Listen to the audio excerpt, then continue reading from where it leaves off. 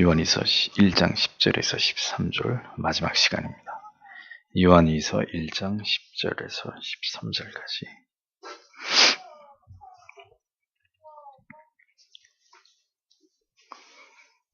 함께 읽겠습니다.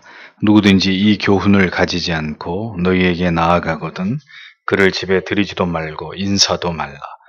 그에게 인사하는 자는 그 악한 일에 참여하는 자임이니라. 내가 너희에게 쓸 것이 많으나 종이와 먹으로 쓰기를 원치 아니하고 오히려 너희에게 가서 면대하여 말하려 하니 이는 너희 기쁨을 충만케 하려 함이라. 택하심을 입은 네 자매의 자녀가 내게 문안하느니라. 아멘. 기도하겠습니다. 주님 감사합니다. 하나님의 말씀을 통해서 시대를 뛰어넘어 우리에게 당부하시는 또 명령하고 계시는 하나님의 뜻을 우리가 받들기를 원합니다. 그때와 지금의 상황이 결코 다르지 않고 여전히 우리도 많은 이단들이 일어났고 또 거짓된 복음을 유포하는 이런 많은 진리와 비진리가 혼재하고 있는 이런 시대 속에 성도들의 사랑은 더 식어져 가고 있고 안팎으로 초대교회도 지금의 교회들도 어려움에 직면해 있는 이런 현실들을 봅니다. 그런 상황에서 우리가 어떤 말씀에 더 창념하고 우리의 신앙을 어떤 방향에 놓고 우리가 그것에 집중해야 될지 하나님의 말씀을 통해 정확히 깨닫게 하여 주셔서 우리가 그것을 붙들고 지향하며 하나님의 교회를 바로 세우고 더욱 우리가 견실한 믿음으로 하나님의 진리의 말씀 위에 굳게 서서 어떤 어려움 가운데서도 우리의 믿음을 지키며 주의 교회의 공동체의 이 하나됨을 지켜나가는 저희들이 될 수 있도록 주님 도와주시옵소서. 이 시간에도 성령께서 함께 말씀 안에서 우리에게 찾아오시고 말씀을 통해 은혜 받으며 또 하나님 간절히 하나님 앞에 기도하고 또 돌아가는 귀한 시간이 되게 하여 주옵소서. 모든 말씀을 예수님 이름으로 기도드립니다. 아멘. 요한이서 강의 마지막 시간으로 면대하여 말하려 하니 이런 제목으로 말씀을 전하겠습니다. 사도 요한은 거짓 교사들을 경계함에 있어 그들의 그릇된 신학과 교리를 주의할 것을 당부했습니다.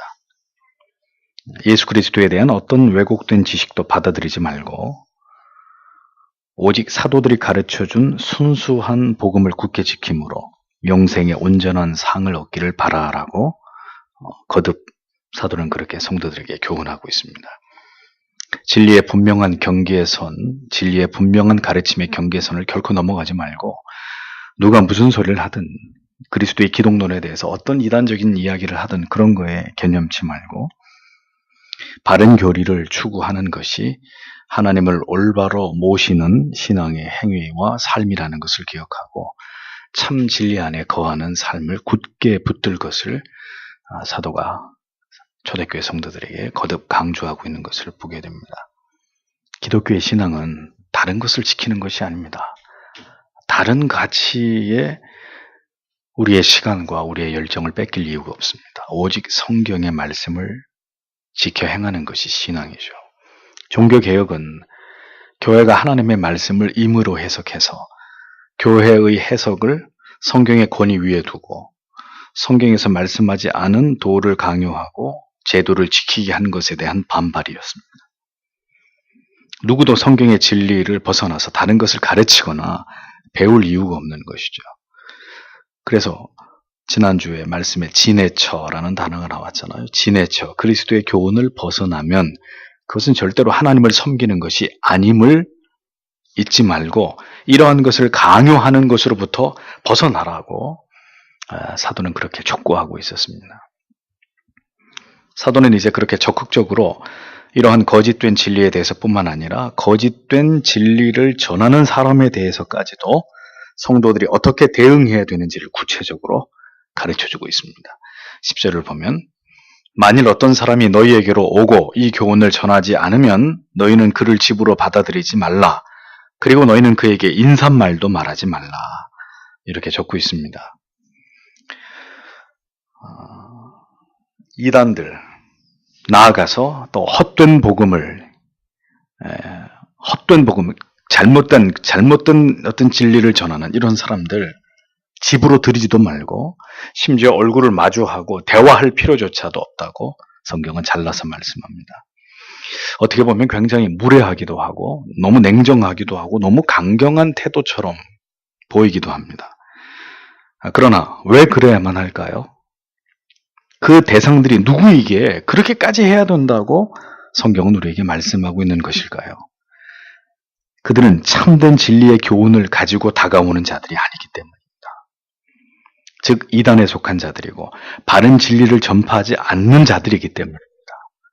우리를 미혹해하고 신앙의 정도에서 벗어나게 하는 사람들이기 때문입니다. 그래서 우리는 정교하고 올바르지 않은 복음을 전하는 자들에 대해서 어떤 자세와 태도를 취해야 되는가? 바른 진리가 선포되지 않음에도 예의를 갖추고 거짓 가르침을 묵인하면서 그럼 그런 사람과 대면을 해야 되는 것이 올바른 것인가? 성경은 그럴 필요가 없다고 단언하는 것입니다. 누구든 그가 하는 말이 성경과 교리에 정초한 바른 진리가 아닐 때 올바른 복음이 아니라면 그의 집에 들어가지도 말고 우리 집에 그를 들이지도 말고 그와 이야기조차도 인사말조차도 섞을 필요가 없다고 성경은 분명하게 권면하고 있습니다. 거짓된 진리를 전하는 자, 이단에 속한 자에게는 최소한의 예의조차도 필요한 것이 아니다. 이렇게 말씀하고 있는 거죠. 그래서 성경은 심지어 일상적인 인사까지도 하지 말라고 얘기합니다.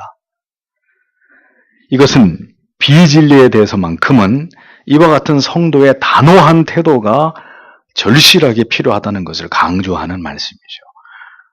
어떤 빌미도 주지 말라는, 어떤 접촉점도 만들지 말라는 거예요.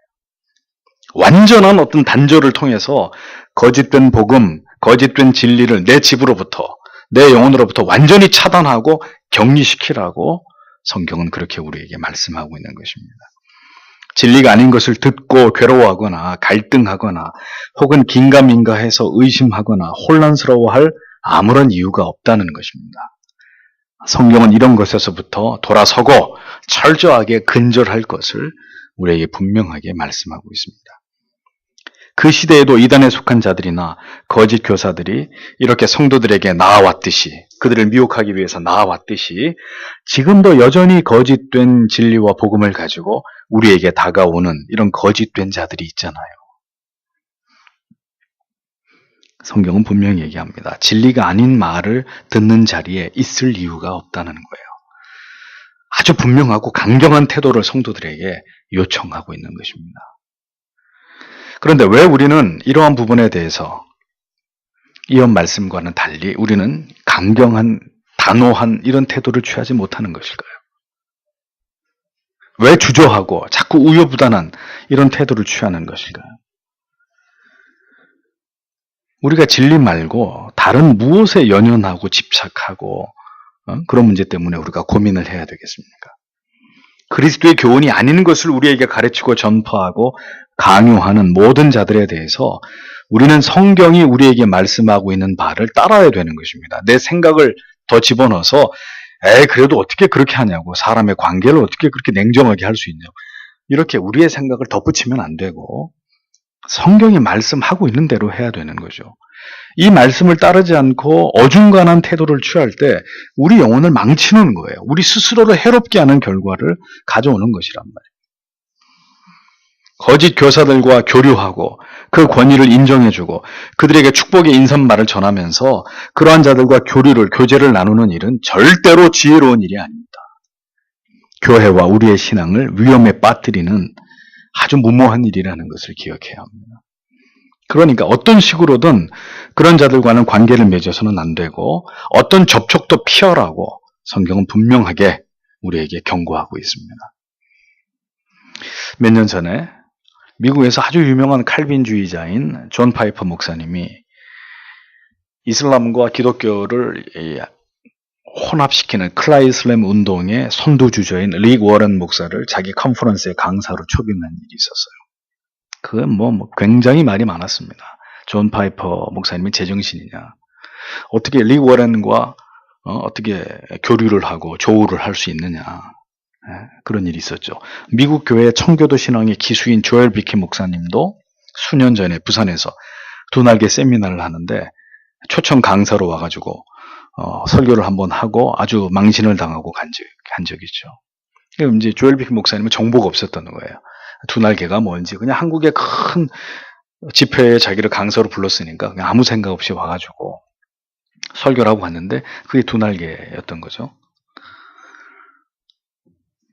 이러한 바른 진리를 전파하는 자들이 아닌 사람, 단체 이런 어떤 그런 것과 교류를 하는 것, 절대로 성경이 우리에게 용납하고 있는 그런 신앙의 모습이 아니라는 것. 인사도 하지 말아라. 내 집에 들이지도 말아라. 이거보다 더 강한 게 어디 있어요? 이거보다 더 성경이 분명하게 경고하는 말씀이 어디 있습니까? 진리와 관련하여서 자신의 영혼과 교회를 돌아보고 지키는 일은 이건 아무리 강조해도 절대로 지나치지 않은 부분입니다. 관용은 거짓된 진리를 전하고 분리주의를 획책하는 자들에게 허락하는 부분이 아니에요. 만약에 우리가 이러한 말씀을 무시한 채로 여전히 거짓된 진리를 전하는 자들과 관계하고 교제를 나누고 있다면 이것은 우리 자신이 보다 첨예하고 올바른 진리에 대해서 그다지 깊은 관심이 없다는 것을 의미하는 것이고 따라서 자신의 영혼에 독이 되든 약이 되든 그다지 중요하지 않다고 여기는 참된 진리에 대한 무관심과 부주의함이 내 안에 있다는 것을 보여주는 방증이 되는 것입니다. 참된 진리가 아닌 거짓되고 조작되고 변질된 복음을 전하는 사탄의 종들을 주의하고 진리와 비진리를 뒤섞는 혼합주의를 경계해야 되는 것입니다. 이러한 자들을 세심하게 살피고 경계하고 반드시 우리 주변에서 멀리하라고 이미 사도 요한은 그 당시의 초대교회 성도들에게 그리고 이 성경 말씀은 오늘을 살아가는 우리에게 분명하게 말씀하고 있습니다. 그렇게 하지 않을 때 성경은 더 엄중하게 이제 그러한 태도가 하나님 앞에서 뭘 의미하는 것인지를 이어서 설명을 하고 있죠. 11절에. 왜냐하면 그에게 인삿말을 말하는 자는 그의 악한 행위들을 참여하기 때문이다. 이렇게 번역이 됩니다. 앞에서도 인사조차도 하지 말아라. 왜 자꾸 인사 얘기가 나오냐면 이 인사는 유대인들이 만났을 때 처음에 만날 때 건네는 말이고 헤어지면서 건네는 말이에요. 인사란 말이에요. 글자 그대로. 근데 이것은 좀 넓은 의미에서 이 사람과 내가 아는 사이고 교제를 하는 사이라는 걸 뜻하는 거죠. 또 여기서 참여하는으로 번역된 헬라어 단어는 우리가 잘 아는 코이노니아에서 온 말입니다. 코이노네, 즉 친교를 의미합니다. 그러니까 어떤 얘기예요? 이런 사악한 자들, 그들과 우리가 사악하고 불법한 일에 함께 교류하는 자가 되어버린다는 거죠.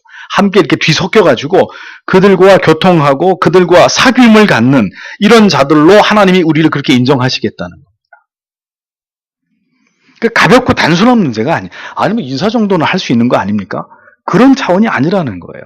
거짓 진리를 전하는 자와 어떤 형태로든 인사를 하고 교류를 하는 일은 하나님이 절대로 기뻐하시지 않는 악한 일이라고 성경은 분명하게 명시하고 있습니다.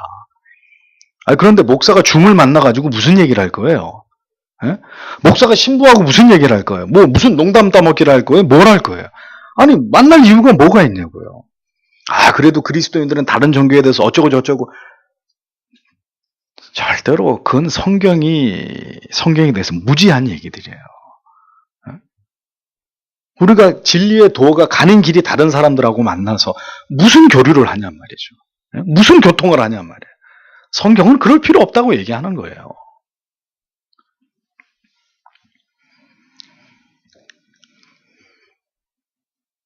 개혁파 정통주의 신학사상과 청교도 신앙에 입각해서 일찌감치 목회를 해가지고 한국교회에서 대단한 명성을 얻은 유명한 목사님이 계시죠. 자신이 오늘까지 어떻게 신학 공부를 해왔는지 그 노하우를 담은 두꺼운 책을 출판하셨어요. 그런데 그 책의 추천서를 쓴 목회자들 가운데는 결코 우리와 함께 신학적 교류를 할 수 없는, 아무런 신학적 교류적 공통분모가 없는, 여기서 거론하고 싶지도 않은 이런 대형교회 목회자들의 이름이 거기에 포함되어 있어요. 자, 이런 부분을 어떻게 받아들여야 될지 참 곤혹스럽습니다.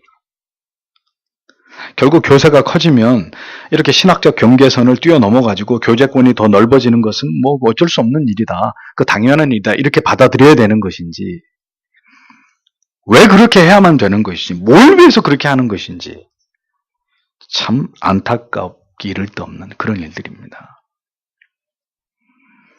그렇게 넓어지면 어떻게 될 거예요? 나중에 반드시 변질되게 돼 있어요. 따라가게 돼 있어요. 네? 성경은 그걸 원초적으로 차단하는 거예요.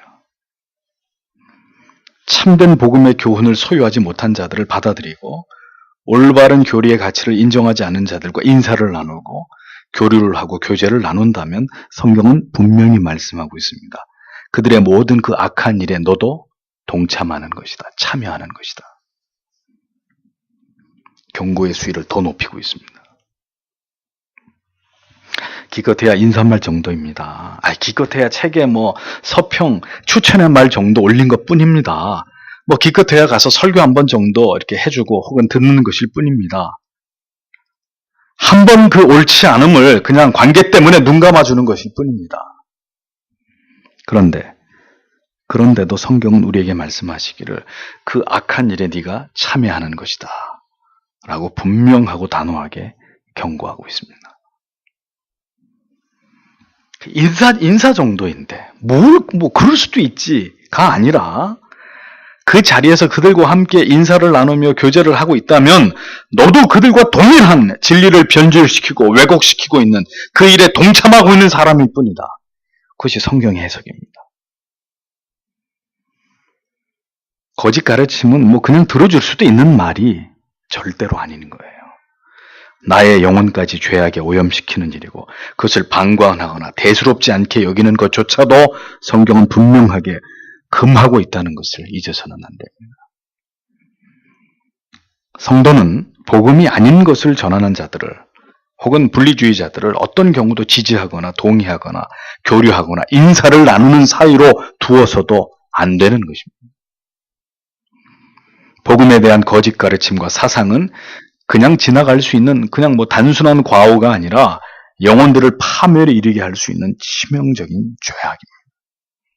절대로 간과할 수 없는 일인 거예요. 거짓된 교훈을 퍼뜨리는 거짓 선생들에게는 그들에게 조금이라도 용기를 주거나 어떤 지지를 보내는 어떤 표현도 금해야 합니다. 그것은 어떤 경우에도 진리가 보존되어야 되고 그 진리의 가치가 훼손되어서는 안 되기 때문이죠. 그러니 앞선 사람들은 더 조심해서 교류해야 됩니다. 아니 저런 훌륭한 목사님이 저런 사람들하고 교류를 해? 많은 사람들이 지켜보고 있다는 걸 알아야죠. 진리의 문제는 이렇게 첨예한 것입니다. 청교도들은 이러한 일들을 칼같이 다루었기 때문에 사람들에게 늘 손가락질을 당했죠. 율법주의자, 바리새인들이라. 아주 사랑이 없는 냉혈한 같은 인간들이라고. 그렇게 숱하게 오해를 받았습니다. 바울이 얘기했잖아요. 사람을 좋게 하랴, 하나님을 기쁘시게 하랴. 12절을 보겠습니다. 내가 많은 것들을 가지고 있으면서 내가 너희에게 종이와 먹을 통해서 쓰는 것을 원하지 않는다. 도리어 내가 너희에게로 접근하고 입에서 입으로 말하도록 기대한다. 우리의 기쁨이 충만해져 있도록 이렇게 번역이 되어 있습니다. 12절은 요한의 작별 인사입니다. 사도 요한은 성도들에게 더 많은 말을 전하고 싶지만 종이와 먹으로 전하는 것보다 종이와 펜으로 하는 것보다 직접 얼굴과 얼굴을 만나서 기쁨으로 만나서 대화하기를 나는 지금 원한다. 이렇게 적고 있습니다. 친밀함, 그 성도들에 대한 그리움을 나타내죠. 그리스도 안에서 진솔한 사랑은 이성 간의 연애의 감정, 그것과 맞먹는 친밀함과 사랑과 그리움을 우리 안에 만들어냅니다. 사도는 서신에서 줄곧 뭘 강조했죠? 성도 간의 사랑을 강조했습니다. 그 성도 간의 특별한 사랑을 사도 자신이 마음껏 드러내면서 성도들에 대한 그 애정과 그리움을 진하게 표현하고 있잖아요. 글로 난 이렇게 그대들에게 편지를 쓰고 있는데 이러고 싶지 않다고. 빨리 가서 그대들과 얼굴을 맞대고 그렇게 교제하고 싶다고. 그 간절함을 마지막으로 인사의 말로 전하고 있습니다. 사랑이 뭡니까? 보는 거예요. 사랑은 보는 거예요. 보지 않는 건 사랑이 아니에요. 사랑은 보고 싶어서 미치는 거잖아요. 보지 못하고는 견디지 못하는 그런 감정이 사랑이잖아요. 사랑하는데 한 1년쯤 안 봐도 괜찮아. 그건 사랑 아니에요. 사랑 아니에요. 그리스도 안에서 우리가 함께 받은 그 사랑을 표현하고 싶은 열정, 그게 성도 간의 사랑입니다. 어떻게 고난을 이겨내고 있을까? 그 암흑의 성도가. 어떻게 좀 그 어려움이 좀 채워지고 있나? 그 성도가 너무 외롭지 않으려나? 그 암흑의 지체가 지금 너무너무 이렇게 힘들지 않을까? 시험을 잘 이겨내고 있을까? 그래서 문득문득 생각이 나서 그 지체를 위해서 기도할 마음이 생기고 격려해 주고 싶은 마음이 생기고, 네? 그런 마음들이 문득문득 일어나는 게 사랑이잖아요. 사랑. 바울은 고린도후서 11장 28절 29절에서 이렇게 고백했잖아요. 이 외의 일은 고사하고 오히려 날마다 내 속에 눌리는 것이 있으니 곧 모든 교회를 위하여 염려하는 것이라. 그 다음 말이 참 우리의 마음을 울립니다.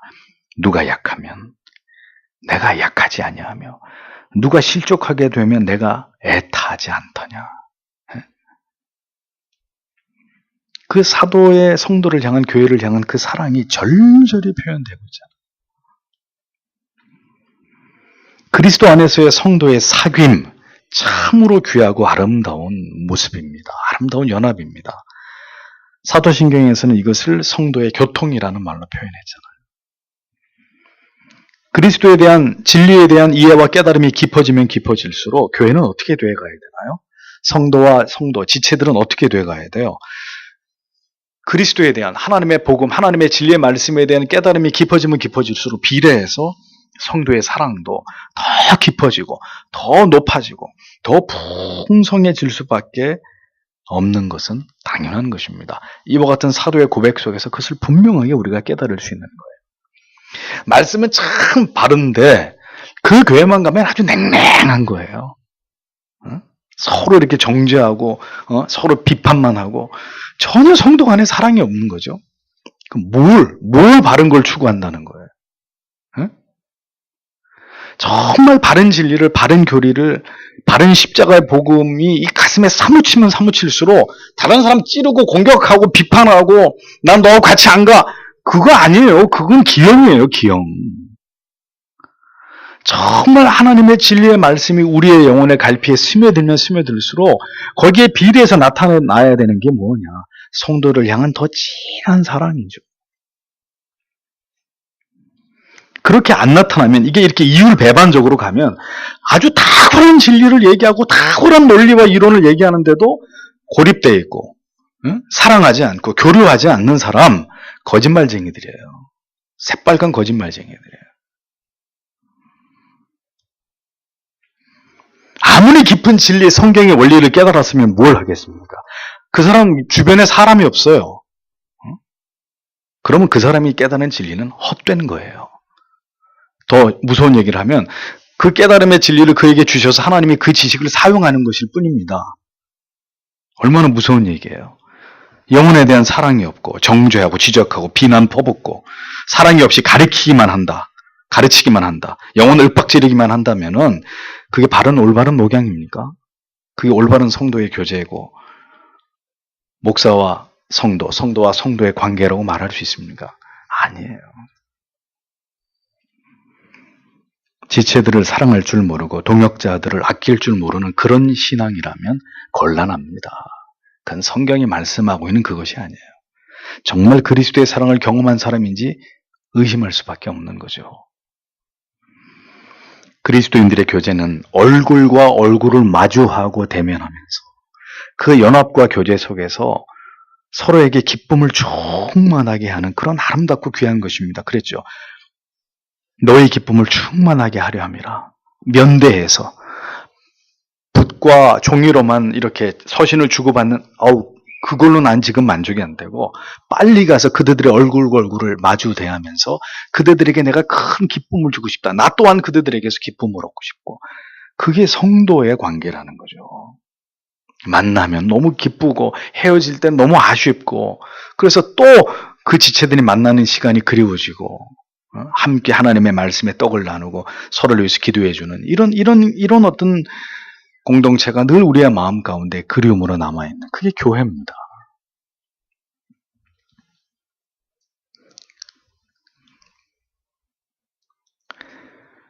왜 성도와 성도가 목회자와 목회자가 참된 진리를 사이에 두고 교류하고 교제하는 게 그렇게 힘이 들까요? 제가 갈수록 느끼고 마음에 멍이 드는 게 뭐 바른 믿음 개혁주의 한다고 하는 교회와 목사님들끼리도 하나가 안 돼요. 그럼 뭐 죄인이니까 어떻게 하겠어요? 그게 우리의 모습인데. 이게 참 마음이 무너질 때가 많아요. 이건 아닌데. 복음을 얘기하면서 왜 등을 돌리고 담을 쌌습니까? 그러면서 무슨 복음을 얘기하겠다는 거예요? 모순입니다. 모순. 입으로는 사랑을 말하지만 그 사람의 삶과 행동과 태도는 그렇지 않은 신자들이 너무 많은 거죠. 이 시대는요. 왜 그리스도의 십자가만을 자랑하고 그 복음의 가치만을 드높이고 함께 받은 은혜와 사랑 안에서 지극히 사랑하고 섬기고 위로하고 격려하고 살아가는 일만 해도 인생이 빠듯한데 무엇 때문에 담을 쌓고 관계를 단절하면서 살아가려고 합니까? 참 안타까운 일들이 많아요. 사도는 종이와 펜으로만 교제하는 것을 원치 않고 속히 가서 얼굴을 보고 기쁨을 주려고 한다고 말하고 있습니다. 함께 서로 즐거워하자고 주를 섬기는 믿음의 지체들끼리 세상에 줄 수 없는 그 기쁨을 함께 하자고 이렇게 청하고 있습니다. 성도가 만났는데 왜 기뻐요? 왜 즐거워요? 남자고 여자라 그래요? 아니면 뭐 같은 동양이라 그래요? 아니면 잘생기고 이뻐서 그래요? 아니에요. 만약에 성도를 너무 보고 싶어 하는데 그 이유가 이런 것들 때문이라면 그것도 아니에요. 그것도 성도의 교제가 아니에요. 지극히 세속적인 교제예요, 그거는. 성도와의 만남이 기쁘고 즐겁고 유익할 수 있는 것은 그 교제 안에 예수 그리스도가 있기 때문입니다. 하나님의 말씀이 있기 때문이에요. 그것 때문에 그 만남이, 그 시간이, 그들의 모습이 너무 귀한 거예요. 그리운 거예요. 보고 싶은 거예요. 그 안에 예수가 있기 때문에, 하나님의 말씀이 있기 때문에, 서로를 향한 눈물의 기도가 있기 때문에 그 만남이 복된 거예요. 귀한 거예요. 언제나 진리의 교훈을 함께 나눔으로 큰 마음의 기쁨과 위로와 유익을 얻기 때문에 그래서 아름다운 사이인 거죠. 그 사이는.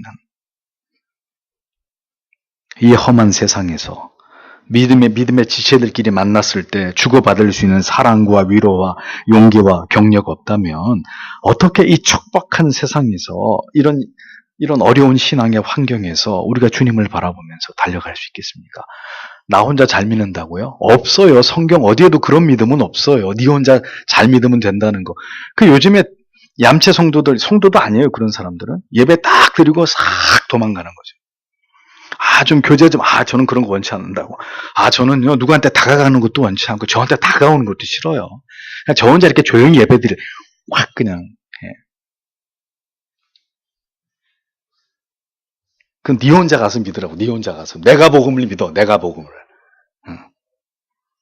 그런 믿음이 어딨냐고요, 그런 믿음이 도대체가.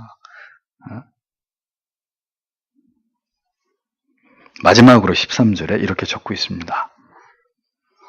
너의 선택된 자매의 자녀들이 너를 문안한다. 이렇게 되어 있어요. 여기 성경에 내 자매, 내게. 이게 원문에 보면 모두 집합명사들로 되어 있어요. 그러니까 무슨 뜻이냐면은 교회 전체의 지체들을 대표하는 표현이에요. 즉 요한이 이 편지를 보내고 있는 지역 교회의 지체들이 이 편지를 수신하는 지역의 교회 지체들에게 문안을 전하고 있다라는 인사말로 본서의 모든 마무리를 이렇게 마감하고 있습니다. 중요한 사실은 이렇게 사랑으로 문안하는 그 모두는 택함을 입은 자들이라는 거죠. 여러분 교회에서 형제자매 이게 사람들이 만든 게 아니에요. 성경에 나오는 거예요. 형제자매란 말 너무 아름다운 말이에요. 이제 집사님들은 집사님이라고 부르지만 성도들끼리는 아무개 형제님, 아무개 자매님. 이건 교회 안에서만 들을 수 있는 용어고 성경적인 용어고 정말 사랑과 신뢰와 애정이 담긴 용어죠. 교회는 택함을 입은 거룩한 무리들입니다. 그리스도의 피로 이 땅의 모든 거룩하고 경건한 교회들은 영적인 동맹을, 혈맹을 맺은 지체들입니다. 그리스도의 택하심 속에서 모두 한 가족들이고 한 지체들이죠. 성경은 우리에게 이 거대한 우주적 교회의 연합과 그 사랑 안에서의 참된 교제를 이처럼 강조하고 있습니다. 요한 1서에서는 이 사랑이 없으면 그리스도의 사람이 아니다고까지 얘기하잖아요. 그러니 성도 여러분, 우리가 이 요한 1서 이제 2서가 마무리되고 있는데 이 두 서신을 접하면서 이 시대를 살아가는 그리스도인으로서 가장 안타까운 점이 뭐냐면 이런 성도와 성도 간에 사랑이 있느냐 하는 거죠. 오늘 우리에게. 목사와 성도 간에 또 교회와 교회 간에 이러한 긴밀하고 이렇게 아름답고 이렇게 진실된 서로를 이렇게까지 그리워하고 강하게 그리스도의 보혈 안에서 유대하고 있는 이런 관계들을 오늘 한국 교회가 유지하고 있느냐? 당연히 안 하고 있죠. 왜? 복음이 변질되고 있고 진리의 가르침이 사라져가고 있는데 어떻게 이런 사랑이 가능하겠어요? 만약에 그런 사랑이 가능하다면 그것은 100% 위선이에요. 100% 가식이에요. 전혀 속으로는 그렇지 않으면서 당신은 맨날 이러면서 형제님 형제의 모습 속에 이러면 속은 전혀 안 그런데 속은 전혀 누군지도 모르는데 옆에 있는 사람이 그리고 자꾸 그런 걸로 그런 가식으로 없는 사랑을 막 이렇게 만드는 있는 척 하는 거 있는 척 서로 사랑하는 척 그런 걸로 속일 수 있어요. 그런 걸로 사랑 없는 걸 정말 덮을 수 있나요? 성경을 우리가 알면 알수록 이 성경과 오늘의 현실의 큰 괴리를 보는 것입니다. 우리가 얼마나 하나님의 말씀과 지금 동떨어진 신앙생활을 하고 있는 이 시대 교회가 성경에서 얘기하고 있는 에클레시아, 이 초대 교회의 모습과 얼마나 동떨어져 있는 그런 교회의 모습을 나타내고 있는가. 이거 어떻게 해야 될까요? 이 어마어마한 간격을 어떻게 해야 될까요? 이거는 이론일 뿐이고 현실은 그냥 그럴 수밖에 없는 거야. 그래도 내가 다 이해할게. 여기 성경이 그렇게 돼 있다면 전 너무너무 좋겠어요. 너무너무. 어디에도 성경 어디에도 그때와 지금은 달라도 좋다는 말씀은 어디에도 없어요.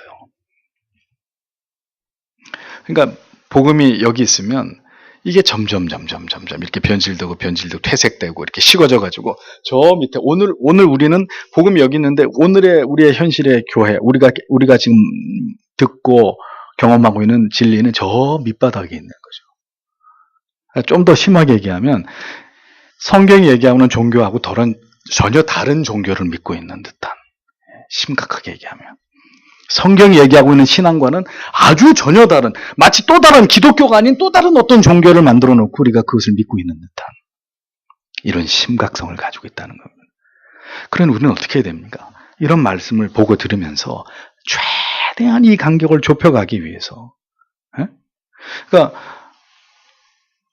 우리가 지향해야 될 성경의 그 모델이 어떤 잘 나가는 어떤 교회가 돼서도 안 되고 어떤 잘 나가는 목사가 돼서도 안 되고 아니에요. 그런 것들 심지어는 15세기, 16세기, 17세기의 종교개혁가들이나 청교도들도 아니에요.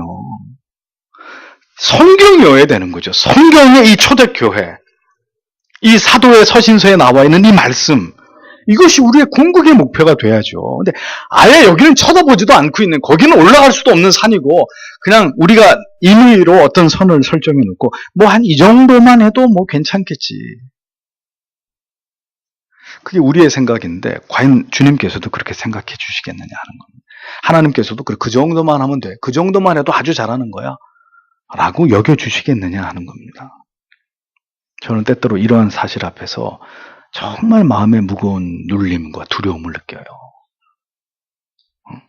바르게 믿고 있는 건가?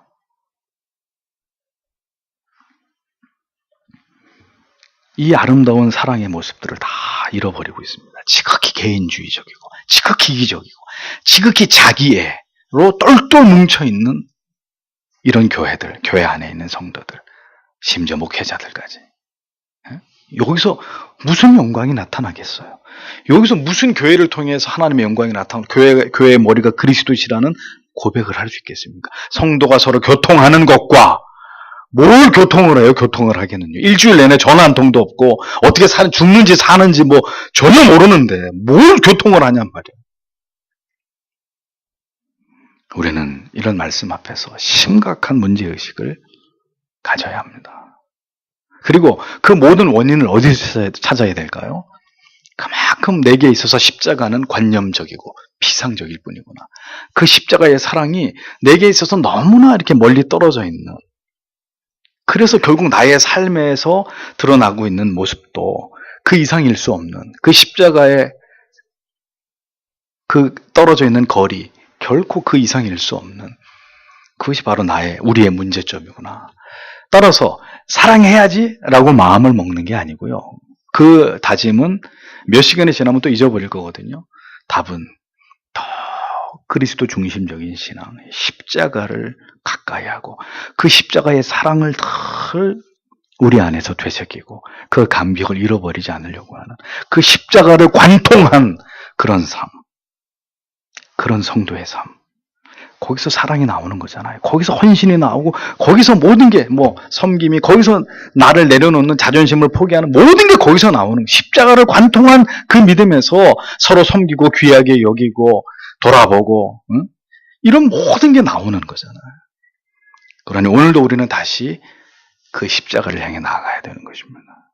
예수여, 우리 모두를 불쌍히 여기시고 부디 그 사랑을 우리에게 물붓듯이 부어주셔서 성경이 말씀하고 있는 그 시대에 그렇게 성도들이 서로를 섬기고 사랑하고 그 어려움 속에서도 이단이 창궐하고 거짓 교사들이 난무하고 분리주의자들이 교회를 회파하려고 하는 그 어려움 속에서도 사도가 성도들에게 서로 사랑해라, 그리스도의 복음을 굳게 붙들어라, 그것으로 정면 돌파해라, 그 말씀에 헌신하면서 그 사도가 주는 그 복음의 귀를 기울이면서 그렇게 그 어려움을 헤쳐나갔듯이 초대교회 성도들이 그러했다면 오늘을 살아가는 우리도 그러한 신앙의 모습을 가지고 이 모든 어려움들을, 이 난관들을 헤쳐나가야 되지 않느냐.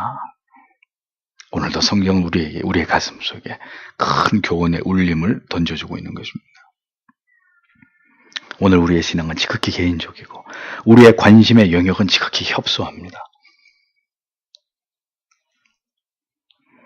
성도님들이 모두 흩어져서 살아가고 계시지만 우리는 한 복음 안에서, 한 믿음을 가진 한 성령 안에서 언제나 하나이고 한 가족이라는 생각, 이 생각은 우리가 그리스도의 십자가와 더 밀착될수록 더 강력하게 우리를 지배하게 될 것입니다. 부디 서교장로교회가 그 십자가를 사이에 두고 정말 예수의 피로 동맹을 맺은 사랑의 공동체, 그 사랑으로 어떤 환난도 핍박도 앞으로 닥쳐올 시대를 이겨낼 수 있는 그런 그리스도의 사랑으로 충만한 교회가 되기를, 또 이 땅의 모든 경건한 교회들이 이것을 회복해 나아가는 일에 각자 그 교회가 위치한 곳에서 하나님 앞에 최선을 다할 수 있는 그런 교회들 되도록 오늘도 우리는 이 말씀 앞에서 하나님 앞에 기도해야 될 줄 믿습니다. 기도하겠습니다.